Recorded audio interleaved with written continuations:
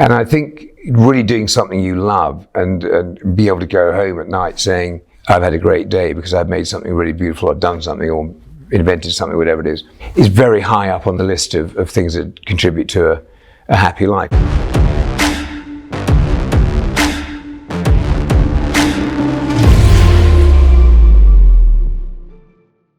Hey guys, it's Matt Haycox here, and welcome to another episode of the Matt Haycox Show, which is unquestionably set in the most beautiful, designed and laid out office and background that we've ever had, and that is because I'm here in the offices of the store of Theo Fennell, the internationally famous jewellery designer. I'm sure many of you guys watching or listening to this know who he is anyway. For those of you that don't, it's going to be a fantastic story of highs and lows, of design, of business, of celebrity, and international travel and many other things. So it's a pleasure to have him here. I'm looking forward very much to the conversation myself, and I'm sure you guys are going to enjoy and benefit from it. So thanks for being here, Theo. Not at all. Thrilled to have you here. No pressure there, eh? No pressure. No pressure. I guess I always like to begin these with a bit of background to you and how it all began. I believe you were born in Egypt, weren't you? Yeah, my father was a soldier, so I was born wherever he was, which happened to be Egypt, and then sort of spent my early years Egypt, Pakistan, France, Germany, wherever the army went. I went as a sort of army brat, and then I was sent back when I was 5 to boarding school in England, and so I was educated here from 5 till whenever my education finished, slightly earlier than it should have done perhaps. But the holidays I'd go out there, and so I'd travel on my own out to, 6 was the first time I got on a plane and went to Kuala Lumpur in what's now Malaysia. Travelling from England or? Yeah. You stayed 2.5 days.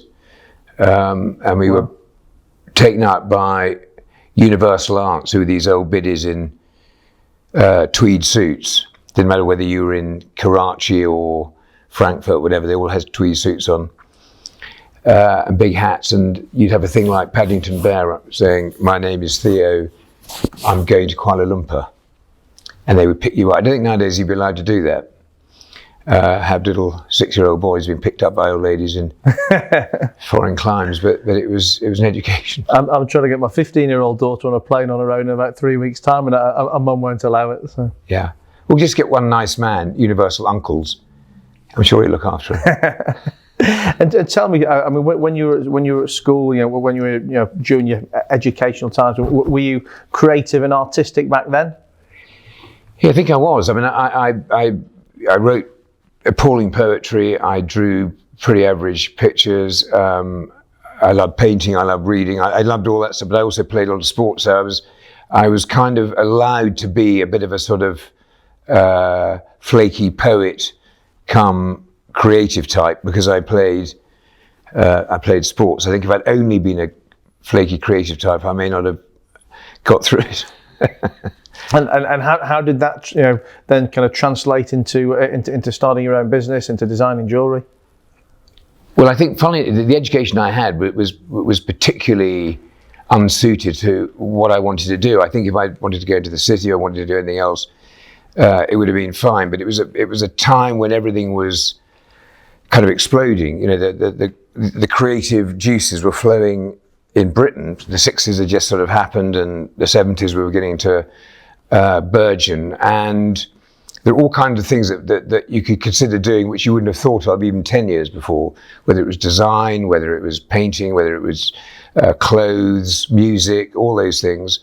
And I really wanted to get into something of that sort, but I had no idea how to. So instead of going to university or into the army or whatever it was that was really open to people in those days, I went to art school. Which I think the first sort of person who'd been to art school for about 10 years amongst the people I knew. So it came as quite a kind of culture shock to me. And did you have any interest in business back then? None. I still don't really, to be honest. But it was the first thing I did, which was the foundation course, was a fantastic thing, and sadly a thing that's very rarely available nowadays. And it is an absolute scandal that the brilliant creative young brains in this country serve so badly. We have probably more than any other country in the world this resource of invention and creativity, which we've always had.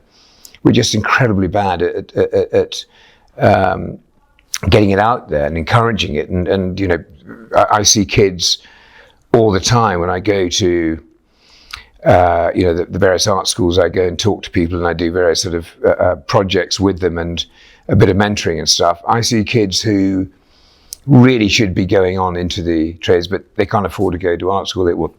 Universities there now, they can't afford to do any of these things.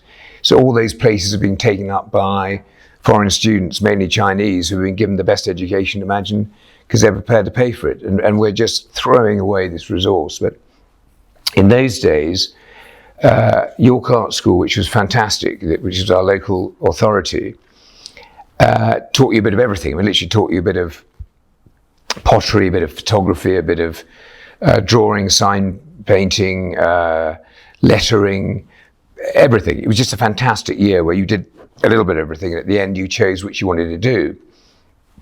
And there were 120 of us there. There were, I think, 108 girls and 12 boys. And I assumed... Now I know why you picked that course. It was incredibly embarrassing. Deeply embarrassing, because, you know, I was terrified of all the girls. I mean, I'd come from an all-boys school. I suddenly found myself with a whole lot of Yorkshire lassies. And I didn't mention their words. Southern twat. It was where I learnt that expression, which I think meant, what a lovely man you are. Exactly. Yeah, I thought so. I thought they'd all be doing art. I mean, as in painting and drawing. That's what I thought people went to art school to do, because the vast majority were doing very pragmatic things like, you know, technical drawing and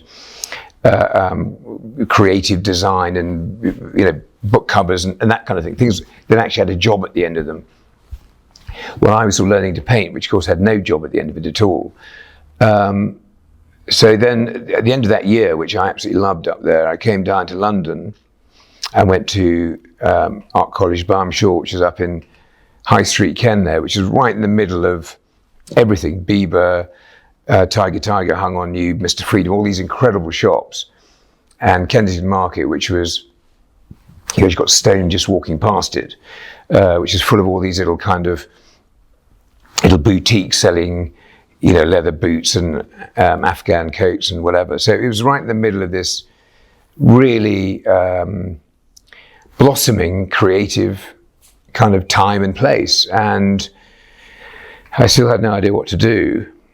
And by the time the 3 years was over, which went like that, and I'd learnt nothing, done nothing, to be honest, particularly just sort of kind of wandered about for 3 years, having a fantastic time. I loved every moment of it, but I came out needing to get a job. And a thing called a Dip AD, which you got in those days, which was a diploma in art and design, probably about as much use as a geography O-level in getting you a job. So I had no idea what to do. I sort of looked in newspapers for, you know, vaguely creative person needed to wander about and earn 100,000 a year, but there was literally nothing like that at all. And my great aunt Mary, who's a kind of force to be reckoned with, sent me an ad for a silversmithing business. Wanted a kind of vaguely creative bloke. So I turned up, and to my amazement, they offered me the job. I couldn't see for a moment that I had.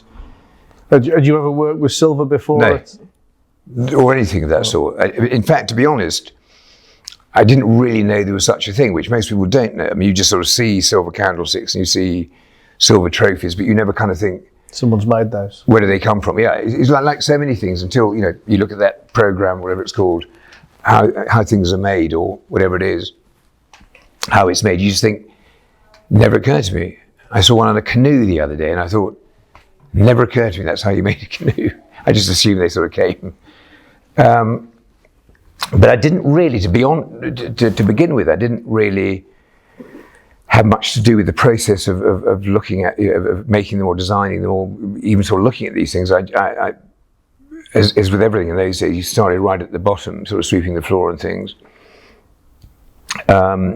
And I used to write all the repairs that came in. I used to write down what it was and look up the date and whatever. But just looking at those things was actually fascinating, because you suddenly saw these things with incredible kind of emotional and historic heft. So I get things like the FA Cup came in to be repaired, or the Open Trophy, the Golf Trophy, the Admiral's Cup, all sorts of things, and sort of military silverware. So all these things had a history to them. And I find it, which I found fascinating. Then after a couple of months, I was sent down to the workshop, which was at the end of this long corridor, which you couldn't go to unless you had some special kit. And I went down there for the first time, and there was this kind of lunatic place with all sorts of archaic instruments and all made of silver. No, tools. I mean, they're just whirring sort of tools and things, whatever, and crashing. And all around were sort of lumps of silver, then bits of this and bits of that. And you suddenly saw, you could just take in how these things came to be. Also, how much skill it took and how many different skills. And I think that what appealed to me immediately was this idea of producing something that would last forever from nothing, just from a flat sheet or a lump of metal. Secondly, just how many skills are involved in making one piece and how many guys are involved, because it was then pretty much all guys in making this piece. So there'd be the spinner, the chaser, the modeler, the engraver, the polisher. So there'd be a lot of guys producing one thing. And there was no kind of pecking order. It was all it was all just very nicely balanced. Everybody was working together to get the best result, pulling each other's legs. It was just a really nice atmosphere. And it was one of those strange things. It was a sort of Damascene moment. I suddenly thought, I could do this, or maybe I couldn't do it, but I wouldn't mind being involved. Is silver still such a manual process with all these people? Is it a lot more technological nowadays? The way we do it is completely manual. That motorbike that was made, although it was polished by another guy, by one guy from start to finish. How long did it take? About 6 months. So 6 months of constant work. I'm trying to do the math. Well, hundreds and hundreds of man hours. Probably he worked on that 2/3 of the time. So if you had to only do those, it would probably you'd probably get 3 a year out of him. Wow. So. And is it a dying trade in terms of the skill set of people doing it? Is it harder and harder to find people who are able and willing to do that kind of thing? Well, yes and no. I think that the answer is I'm incredibly committed to trying to get young people into the trade, because I think it's a fantastic trade, both the jewellery trade and silversmithing. The hand making part, actually being a smith, a goldsmith or a silversmith, is very different from being, if you like, a jeweller.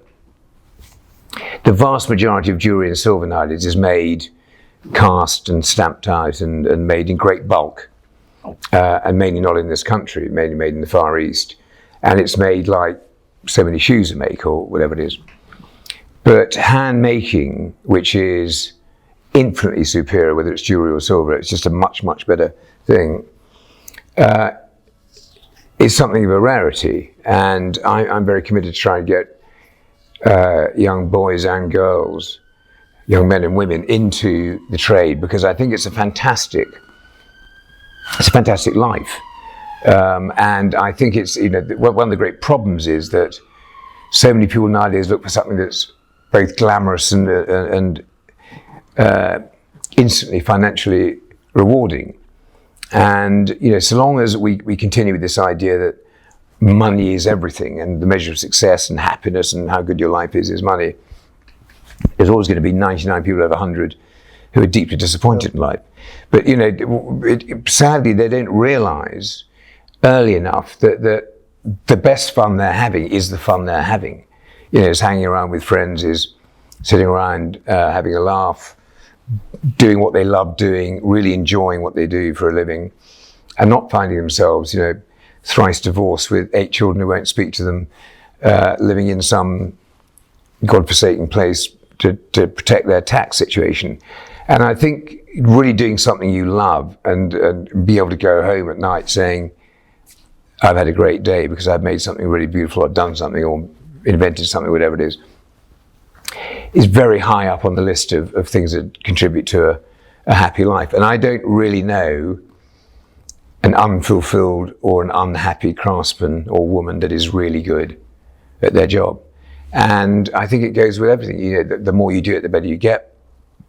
It's a very productive life. So the answer is we're trying to get far more people into it. But on the whole, what has happened is everybody started to, about, I suppose, 20 years ago, slide into the terrible kind of trap of, I want to be a designer, I want to be a brand, I want to make money, there was no, 30 years ago, there was no such thing. Nobody thought, I'm going to be a brand. They might think, I'd like to make my own jewelry or whatever.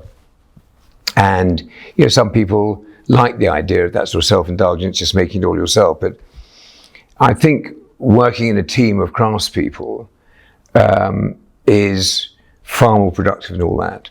And if their ambition was to become a great craftsperson, then you can do everything else. So I think it's, if you want to become a great musician, become a great pianist, then you can do everything you want to do if you want to write music or whatever. And I think too many shortcuts nowadays, but the answer is we're getting there. There are more people coming into it, but it's still a... And do you only work with silver, or is it? I know that's obviously the big part of your brand. But do you only do silver, or do you do other metals too? No, the silver is up here. We happen to be in the silver room, but we do both silver and jewelry. They're two very different disciplines. In that silver obviously has to be functional or purely decorative, but you don't wear it. So, if it's a trophy or if it's a model or whatever it is, it has to be visually incredibly appealing in 3 dimensions. And if it's something you're going to use, it has to work. So it has to, pour water or contain water. So silver is much more sculptural, needs much more, a much bigger area to make it in. It's more like a sort of like a blacksmith's shop, as it were, compared to a jewelry store. Jewelry is a much more intense discipline in that you're normally wearing things that have to have enormous kind of sentimental and emotional heft. You're making engagement rings. You're making, but with those rings, you're working gold or always gold or platinum or whatever. Yeah. So they are two totally. They're as separate as making shoes and making suits, whatever. Yeah. So. But I think the jewelry, the mindset making jewelry is also, you're working on a tiny scale. It's much more kind of delicate, the whole operation. And the skills involved need far more patience. They need far more a surgeon's skills. Whereas silver on the whole is much more of a kind of a sculptor's, blacksmith sort of, thing. And jewelry to me is something that's far closer to an art form in that, you're trying to make something that won't only just last forever, but it means so much to that one person who's going to wear it or get it, that it's, it can be an important thing. So just backtracking a bit then, just to the story you were telling. So you've decided you wanted to work with silver. How did that then move on to starting your own business, starting the brand, and branching out for yourself? About a year and a half, 2 years maybe into working for Barnard's and sort of trying myself out of the bench and all that sort of stuff, I just thought, I may learn the trade here and I may learn how to do something really well, but I'm going to get nowhere, because it was a family business, and one of those old-fashioned family businesses where they owned 80% and the board owned 20%, and then as the board sort of changed, it was rather like a kind of a barrister's partnership, you sell your bit back and on you go. So it was a very nice world if you wanted to sort of retire at 55 and then do 10 years as a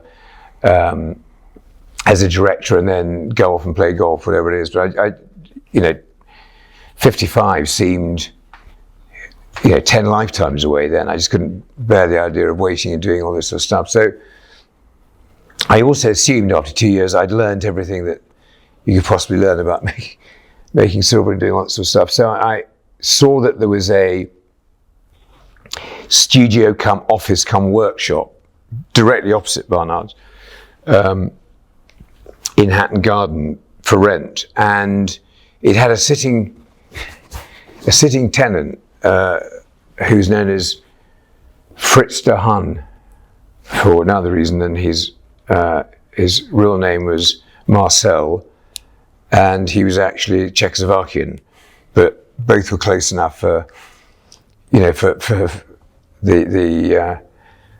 the people in Hatton Garden. So, but he was the best craftsman to this day I've ever seen. He'd come out of Czechoslovakia in the 1930s, and he could make jewellery every bit from scratch himself because that's what he had to do, and he was brilliant. So I inherited, when I moved over, A, Fritz, B, this cantankerous bloke who had a desk in the corner who was always on the verge of bankruptcy, and you knew that if he went out for more than 2 hours there'd be a knock on the door and somebody would come looking for him. And quite a big order which Barnard had turned down because it was for naked lady goblets, which they thought was a little bit too crude to do, even though it was a sort of Greek statue. So I said to him, would you mind if I did it? And he said, if you want to do it. And he said, but you can't do it inside the business. And I said, well, can I do it in my free time? And he said, no, if you want to do that, you leave. So I wasn't quite sure what I was doing, but I'd seen the thing over the road, so I put the two together, went over the road, and I'd learned just enough to get this big order done. Just enough to sculpt a naked lady? Just enough. He already had the naked lady. Oh. Annoying. But that's all he had was a naked lady. So he handed me that. First time I've ever taken delivery. Anyway, so I had that. I made these things. I thought, why isn't everybody in business? This is so simple. You just hire a place, even with this drunk craftsman and this sort of old bloke in the corner. You just sort of get the order, you get out workers to do it, you shove it together. Yeah, you get a box maker to make the boxes and whatever, then you hand them over and they give you a check and you go, thank you very much. So I did that, and I sort of stood there waiting for the next Japanese gentleman or whoever it was to come along, but of course nobody did. That was the first lesson. You actually have to go out and get business. And so in those days, there was no social media, there was no nothing, so there was absolutely no way of getting business. So I ring up friends and ring up, vague contacts and saying, do you want any silver? And do you want any goblets? Really? No. And nobody really did. So I got some cards printed, and every party I went to, every pub I went into, everything, I just gave people cards, said, do you ever need any goblets? I mean, did you ever feel you'd made a mistake? Did you think about knocking back on the door of Barnard, you said it was called? I knew immediately I'd made a mistake. I mean, the moment, 2 weeks after I couldn't get any work. I mean, the whole theory of business, of getting business had escaped me. I just assumed people turned up. But you were happy to keep on plugging. Well, I was too proud, honestly, to go back and sort of say, look, I made a terrible mistake. Can I come back? Especially when, I hadn't really been as kind of perhaps as grateful as I might have been to what they taught me. But pretty soon, 2 or 3 of the guys that worked there started up their own workshop, and they were looking for work. So I realised that we had, one end of the chain. All we needed was the other end. So I started to go around, Portobello Road, various places, looking at what people were selling and that sort of thing. And I designed a few brooches which she made in silver, and a few little knickknacks in silver, and then plodded around trying to flog them.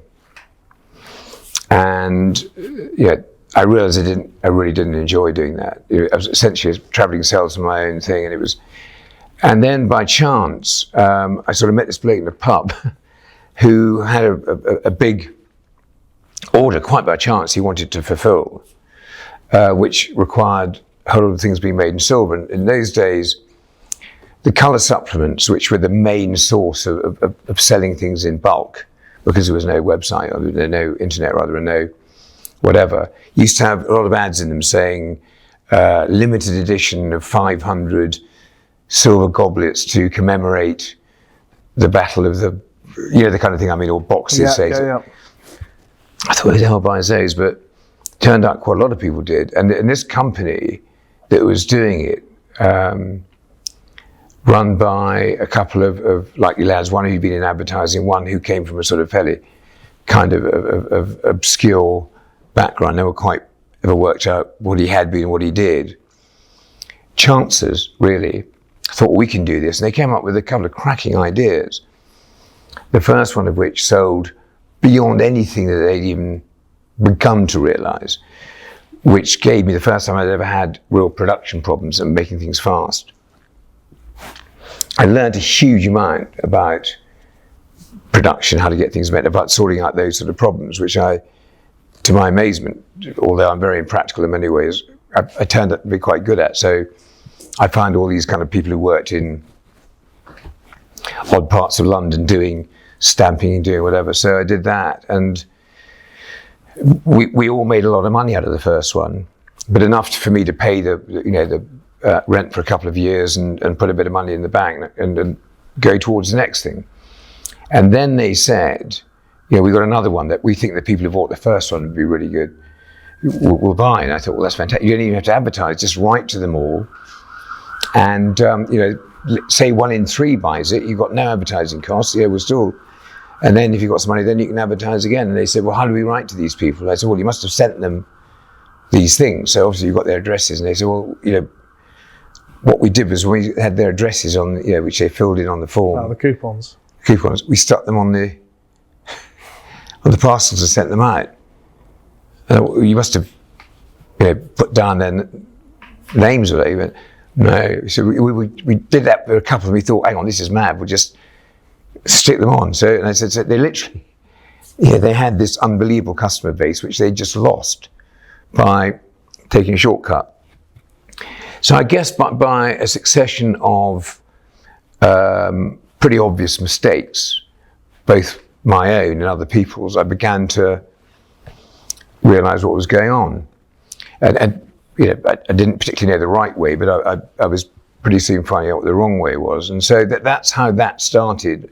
And because it was in Hatton Garden, I discovered that jewellery was a considerably easier thing to make and sell, and there was a far bigger demand for jewellery, on an everyday basis, than was for silver. The demand for silver was decreasing substantially every year, because people weren't having knives and forks and all that sort of stuff and whatever. So it was just, and jewellery seemed a better way of doing it. So I thought, well, I'll be a jeweller silversmith rather than a silversmith jeweller. Started making jewellery for friends. Got lots of things wrong, got a few things right, but not really enough things right. But what I did know was that being in Hatton Garden, nobody wanted to come and see me. The sort of clients that I was getting were all down here, so I was spending every night going around with my briefcase, seeing one person after another, getting increasingly pissed as I got to the sort of last person at 10 o'clock at night, by which time, I had no idea of prices or any idea of any kind of business. And I thought, I can't go on doing this. So I rented, in fact, we bought the lease for what used to be the Victoria wine shop in the corner, just down here, the Fulham Road and Sydney Street, and moved in there. Little shop, come work, shop and studio. And that's how that bit of the journey went. And I mean, obviously, a lot of times passed between then and now, and we're going to go and talk about some of the specifics, highs and lows. But what would you see as the turning point? From I guess being the almost travelling salesman to being the household name that you've become today. Worn by celebrities in all the magazines. I mean, what was there one particular thing that changed you? I think only sort of by default, to begin with, we had again no idea how to run a shop. We just assumed people walked past the shop and came in, but nobody did. So again, we had to go out and get business. And again, because there was no social media or anything like that, there was no easy way of doing it. And I suppose the first big turning point was that with just a little corner shop there, Harrods, for reasons I've still never quite understood, came along one day and said, we're opening a little jewellery hall and we want a sort of a British unusual jeweller to be there. So I said, okay, well that sounds okay, perhaps we'll do that. So that was quite a big, the reason being is that the reason we were so individual, to be honest, was because we couldn't be anything else but. Everybody was selling in those days 9-carat jewellery, and everybody was selling other people's jewellery. So jewellery shops, 90% of them were just collectives of stuff people bought. There were no big brands. There was one Tiffany shop in the world then. There were 2 Cartier shops in the world. So this profusion of brands that you see now didn't exist. So literally, if you went up Bond Street, you wouldn't have seen, Cartier, and you would have seen Cartier, but you wouldn't have seen the others. You wouldn't have seen Graff and all those things. It would have been Longman and Strongitham and Collingwoods and all those kind of old-fashioned English family jewellers that sold everybody else's jewellery. They'd just go to the trade fairs and they'd buy a few rings here and there, whatever. So they just had a collection of jewellery. As indeed, clothes shops were in those days. They just had clothes. None of them had any sort of, brands or anything like that. So because we weren't in a position to buy jewellery off other people or to do that, we made everything ourselves. So everything was 18-carat, everything on the whole was semi-precious stones because we couldn't afford diamonds and we couldn't afford rubies and that sort of thing. So we made our own jewellery. So we suddenly became, by default, this unusual thing. But at the same time, we began to get a little bit of a sort of celeb following. Prime of which was Elton John coming in, and not just coming in and buying stuff and publicising it, but also getting his friends to come in and other people to come in or whatever.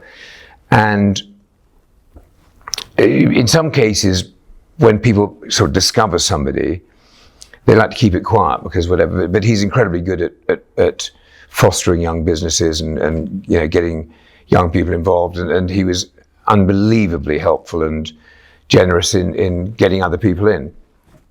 So I think a mixture of those things. I suppose those were the 2 first big turning points. So a sort of pre-social media celebrity endorsement by quite a few people, and the fact that we were kind of an unusual business, and going to things like Harrods gave us much more kind of, allowed people to focus on us and see who we were. Well, let's talk about the business side of things then, because I know parts of your story that you've had obviously fantastic growth, and then there's been some I guess some tragic stories, if you like, along the way, in terms of losing your name and financial mishaps. I mean, talk to me about that journey, how it happened. Was it down to your lack of interest in the business side of things? And I think it's a story that almost any kind of creative who's been even vaguely in the position that I've been in would identify with, because it's happened to almost every creative I know, every designer, every songwriter, every performer, at one stage or another, they've made some very silly mistakes with signing away their name or signing contracts they shouldn't have signed or whatever. I think in my case, we were too underfunded to continue. There was no way we could go on stretching ourselves where we were. So we had taken some investment. When you say we, I mean, like going back to the beginning. Well, me. You'd always been the sole owner at that point. Yeah, but when I say we, I really mean the business. In that, there are 3 boys in the workshop now who've been with me for 40 years. So we were, so we were very much a unit. We worked together, and we still do. And we always have. But we needed some funding, and I think in those days, when you're slightly desperate, probably quite frequently pissed, and you're not really sort of that interested in the business side, the relief of having some investment, which takes the daily pressure of making ends meet, of people saying you need to pay, of not paying Fred because you had to, when you're trying to be a creative, you're looking after clients and you're going out a lot and meeting new people, whatever, it is an added and really stressful place to be. When and the relief of money being put in is such that rather like getting a jab for toothache, you don't really care what's in the jab so long as it takes the toothache away. And so consequently, you just assume everybody's a decent fellow, and the people I signed with were friends of friends, and they were sort of socially we hung out together a bit and all that sort of stuff. And so I signed it. It wasn't really for a long time that I realized just how bad it was. And I think what happened then again, which is a thing that happens a lot in creative businesses, is that uncreative people get involved to begin with the idea of just making money. It might be a bit of fun, but we could really make some money here. I think once they get engaged in the business, there's a level of social interaction with interesting people they wouldn't have in their normal business. They're going to, every banker wants to be Keith Richards, but Keith Richards doesn't want to be a banker. They all want to have a little bit of that too. And I think a certain amount of vanity gets in there that, hang on, I'm now, I'm vicariously creative because I've invested in this show, or I've invested in this, film, or this brand or whatever. And so everybody's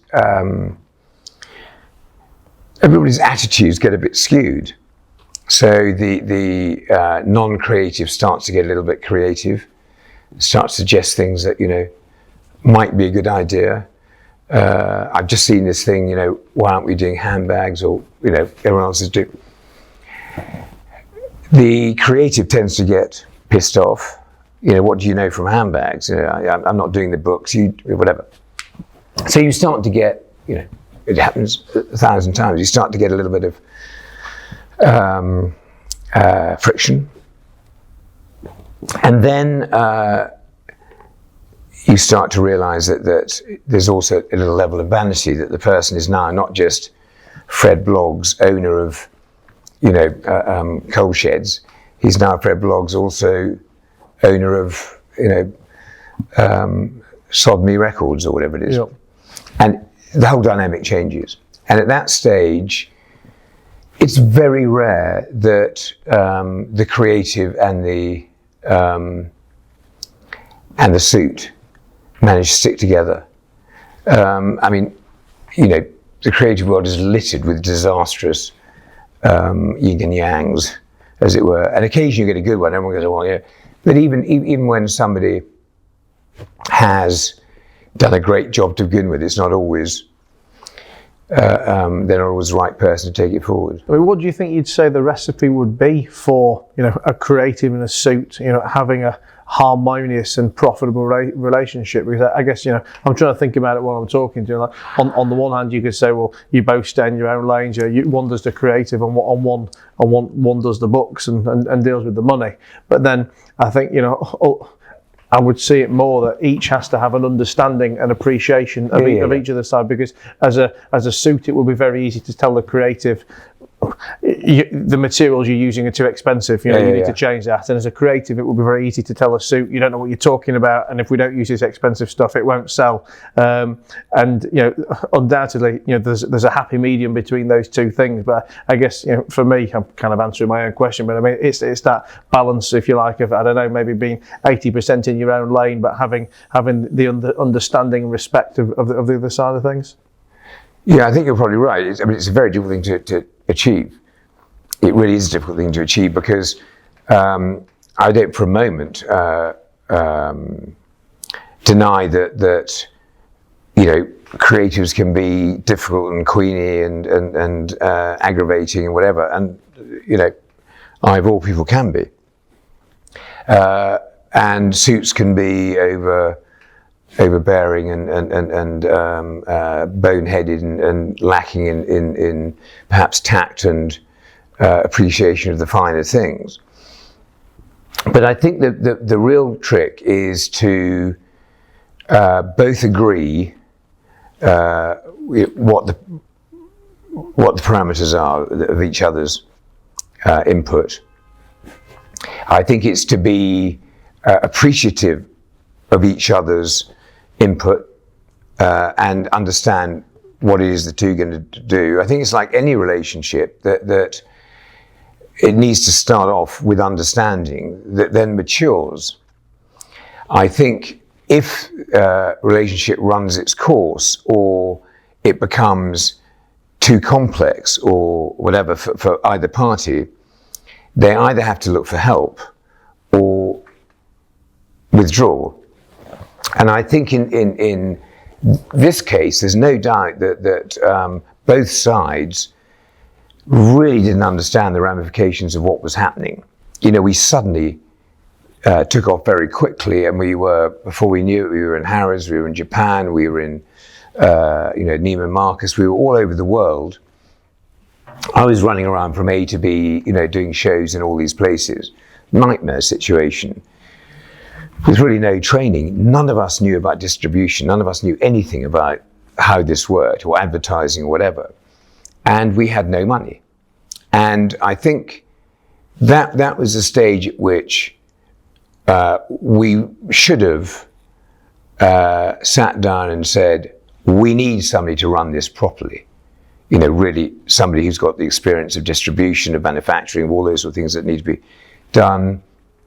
If this is the path you want to take, if the rollout and all that sort of stuff wasn't necessarily the path I wanted to take, or the one that I thought would profit the business most. And I think that was the fundamental thing, because I genuinely didn't think that. This wasn't a kind of creative hissy fit. This was genuinely, I didn't think what we were doing. But it was the great kind of, it was the sort of the mood of the time. That nobody was worth investing in unless you could roll it out worthwhile and make billions. But the truth was, the people who were doing it successfully were really good at doing just that. They had distribution tied up. Whether it was the Richemont Group, or what is now the Caring Group, those sort of people were doing it really well. But they had bottomless pockets, huge influence. They had economies of scale everywhere. They had distributions, as I say, sewn up. They had all the magazines sewn up, all the editorials sewn up. They had all the peach positions in the department stores. And really, we were at a crossroads in which we should either have just said, okay, let's float the company and take some money out now and put some money behind it to go forward and try and find people to do it for us, or sell out and devil take the hindmost. Or thirdly, do what I wanted to do, which is build it up as a very, very unique business, and maybe only have 3-4 outlets worldwide, but keep it tight. But we didn't have the money to do any of those things. Certainly the owners didn't want to lose their control, and with it the sort of kudos of being the owners of this thing. And it became exasperating, and instead of sitting down and talking it through and whatever it is, we had an explosion and I was kicked out of the business. And how did that feel to you? Terrific. Really? No. I was going to. I thought you were joking. I thought you were going to say you were so sick of the grief that it was nice. No, to walk away. the answer is it was.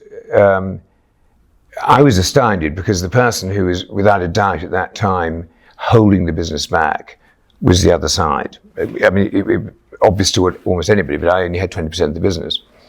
So. I was looking at, and we'd all agreed that the best thing to do was for them to move on and for real professionals who knew what they were doing, but also who didn't have any, I'd forgotten, and I always still forget nowadays, and I see it all the time, that how important vanity and what is the word, pride, are in these things. Somehow think that especially with business people and with suits, they're always going to be pragmatic. They're going to put pride and vanity and those things aside, and that's only for creatives. Creatives sort of slap their foreheads and lean back and say, "I can't stand it a moment longer." But you forget that all sorts of people who really don't expect to have pride and vanity do. Doctors, accountants. All sorts of people, you go, well, hang on, I thought you were just meant to be a sort of pragmatic professional. What's all this about? And I realized that more than anything else, the reason for the big ruction was about vanity and pride, was about not wanting to leave and look foolish. And the vanity of being in that position that he was, they were sort of in charge of a successful and creative thing. And we'd just be going back to dull things. So, I seriously underestimated, and it was, I suppose, inexperienced of me that such kind of what's the word, unpragmatic and emotional things would interfere. But when I left, it was brought home to me because my daughter had a boyfriend at the time who was sort of famously hopeless, but he just got a job, in the first, I think, ever. And that weekend I said, is he coming down to stay? And she said, yeah. And I said, I suppose he'll be, and she said, at least he's got a job, Dad. But I thought, is that too soon? It's literally the day after I've been kicked out. But it actually, it sort of spurred you on. Well, it just made me think, nobody died. This is mad. And how did you end up taking back over and getting back in? Well, 10 months later, literally, we'd had the best year we'd ever had that year that I was got rid of. We'd gone on to AIM and things, and we really had an opportunity of doing something quite big. Not that I was particularly happy about that or particularly wanted to do it, but and I realised that these things are sort of everybody's fault. It's how you do them. You're going to have rows, you're going to have split ups, you're going to have breakups, whatever. But it's how you manage them and how you do them, how you behave, basically. And I think it's the most important thing. And from then on, 10 months later, they came to me and said, "We're losing money hand over fist. Half the people we used to do business with won't do business with us anymore. The new CEO's coming, is spending money like water. She's hiring all her friends. She's doing all these contracts. What are we going to do about it?" And sort of, who's we? Was my first thing. So I went back into the business then, as it turned out, stupidly, because I really hadn't done proper due diligence, and it was really, really badly messed up. Really badly messed up. And again, a lot through vanity. I mean, the new CEO who'd come in was spending money like water, sort of, they wanted to rebrand the business as TF Global Enterprises or something. I mean, just determined to make it into a sort of LVMH thing. It was deeply embarrassing, half things they were doing. They were sort of doing this terrible kind of scent, terrible kind of watch designs. It had just become a farce and a money spending farce. She was sort of taking helicopters here and there, and but I agreed to go back in. And I think looking back, I have to be fairly self-damning about my motives for going back in, which I think were almost entirely the wrong ones. One was vanity, because my name was above the door, and I really didn't want the thing to go crashing down and burn with my name on it. Well, I hadn't even been in the business when it had gone wrong. Secondly, I think I wanted to go back and show them how it could be done. Prove a point. You know, all that sort of stuff. And thirdly, a lot of people who had worked with me for a long time had suddenly seen me kicked out but were still here. I mean, some were allowed to come and join me to do a sort of our own design business that didn't interfere with this one. But I kind of owed it to them. And it's a little bit of pride, vanity, anger, revenge, all the completely wrong things, which I think blinded me and the others who came back in with me, as it were, to the fact that it was absolutely, it had been kind of stripped from within. It was just a horrible, and I still only own 20%. So a variety of other people came in hither and yon to try and sort it out. Again, never putting enough money in, as venture capitalists tend to do. Just the very least they can do. I could see two of them eyeing up the strip value of it. And I got to see at close quarters some really deeply unpleasant people who nonetheless make a great deal of money and live in nice houses and seem to have friends, to my amazement. And they really were some appalling people. Not all of them, we had some very nice people. And then when the thing, I suppose 8 years on, I got very ill at the beginning of all that, and then it sort of delayed everything for a bit. But the at the end of it all, a company called Endless came in, who turned out to be a bunch of the nicest people I've ever done business with. But not only that, but also almost restored my faith in venture capitalists and the financial people in financial services. And fast forward now to 2021, they're out the picture. You've got the business back, and you've recently just bought your name back as well. Yeah, about 4 months ago, and really it was. It couldn't have been nicer. I mean, they said, look, we don't understand the business well enough. We really loved, working with you, but we'd like to give you the opportunity of buying it back, lock, stock, and barrel. So I thought, I'm coming up to an age where I've either got to go and sort of tend my mushrooms or roses or something, or just get on with it again. And I've always said, don't let the old man in. If you let the old man in, you become an old man. And I wanted to have another real crack at it with the people that I've, grown up with here and worked with here for a long time. And the whole COVID thing, the lockdown, was extraordinary. I don't mean good for us, but it was very positive for us because A, we were able to really look at the business, see what we wanted to do. B, Endless were very good at saying, look, at the end of this, it's a different world, take it back. I wrote a book, which I've just got a publisher for, and which is about all the cock-ups in this business, all the accidents and stuff I've been through, rather than, it's the how not to do it book, rather than how to do it book. Oh, fantastic.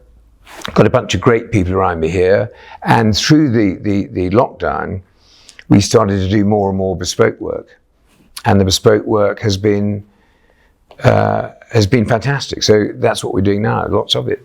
And what does the future hold? Do you think you can ever see yourself retiring, or you're going to be here till your dying day? It depends what my dying day is. Very morbid, isn't it? I think, yeah. look, I would go mad if I had to retire. I would kind of like to do a bit more teaching and a bit more with the Gilded Youth thing. I'd like to spend a bit more time writing because I've enjoyed that, and drawing, which I do all the time. But no, I'd love to at least be the kind of one of the influences here, and I'd love to see all the kids that work here do well out of it.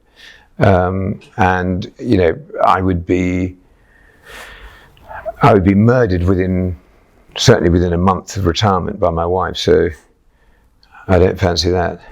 Well, as I said, I'm sure whatever the future holds, if the past is anything to go by, it's going to be anything but boring. I mean, it's been fantastic listening to your story. You know, thanks for sharing it with us. You know, very as candid as it was exciting. So thank you very much, guys watching and listening. I'm sure you've enjoyed listening to this as much as I've enjoyed talking to Theo. As always, if you're watching this on YouTube, make sure you press like or leave a comment. If you're listening to it on iTunes or Spotify, you can always get the video versions on Instagram, Facebook, YouTube, etc. I'm the Matt Haycox. That's TheMattHaycox on pretty much everything social. I look forward to seeing you again next time. Thank you, Theo. Thank you.